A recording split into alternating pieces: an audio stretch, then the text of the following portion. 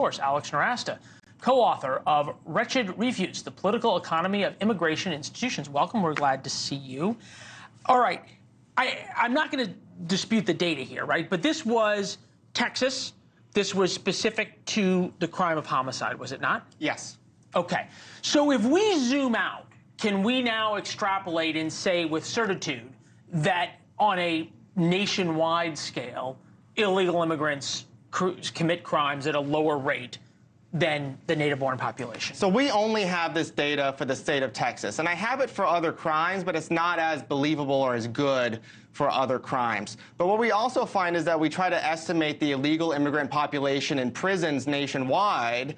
The rates line up pretty well with what the data in Texas show. So we can't say for certainty. I wouldn't bet my life on it, but the evidence that we have so far that's available does show that, and it's very likely nationwide as well. All right, there's lies, damn lies, and statistics, right? So, Yes. and I say that with admiration for the Cato Institute because of the work you guys do. It's fair-minded. I'm glad you're looking at the data here. So I think about that in what you're saying. Prison population, fine. But then you go to New York City, right, where we know that there are organized retail theft gangs coming up from South America that are looting stores left, right, and center, beating up cops, and not even getting arrested. So how can we then say, oh, okay, even this group isn't getting arrested, but they're committing crimes at a lower rate? So New York is a very different jurisdiction. They have a lot of different problems with this. The good thing about studying Texas, where we have the best data on this, is that Texas doesn't have laws like that. There aren't sanctuary jurisdictions. Cops, police there still enforce a lot of these laws really well. Texas isn't known for being a state soft on crime, and they're the only one that keep this kind of data. So this may vary in different jurisdictions. It may vary based on the local laws. It may vary based on the immigrant population. But in the places where we have the best data, this result is what we get. So, well, we have the best data, but we also have the best law enforcement. As you point out, the laws are actually enforced. So if we just extrapolate this out to, say, New York, where you have sanctuary cities, Illinois, Chicago, big sanctuary cities, also big crime problems.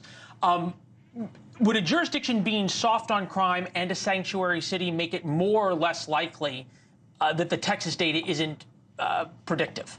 So what's interesting is there was a big spike in crime beginning in 2019, 2020, 2021, moderated, and now it's started to come down in the last year or so, even in big cities like New York and Chicago, when the illegal immigrant population in these countries has gone up considerably. So if there were a spike in there from, say, a crime like homicides, which is the best to study to get an accurate picture of crime, we would be seeing that, I think, right now. Now, that doesn't mean that they commit fewer crimes in every way or every type of crime less than native-born Americans, but for the ones we have the best information for, which is homicide, which is also the worst crime, it does indicate that they are not a contributor to crime much in the United States. Okay, so how is it, though, that you then, can we go a step further? That argument is used to then say, oh, well, we should have sanctuary cities. We shouldn't treat illegal immigrants different, on and on and on.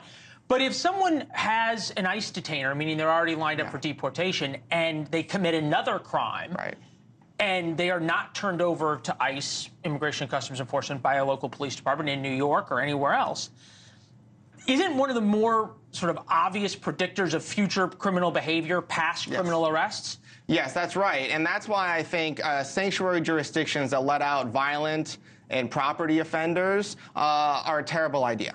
I understand the argument for much smaller crimes or victimless crimes because you want people to be able to cooperate with the police. But for violent and property offenses, I think it makes no sense. Illegal immigrants should be punished if they commit violent property offenses and removed from the United States. Real quick, when you hear people who advocate for open borders fully, which I don't hear you doing, cite your study and go, oh, well, illegal aliens commit crimes at a lower rate than the native population. There's no problem here. Are they being fair to your study?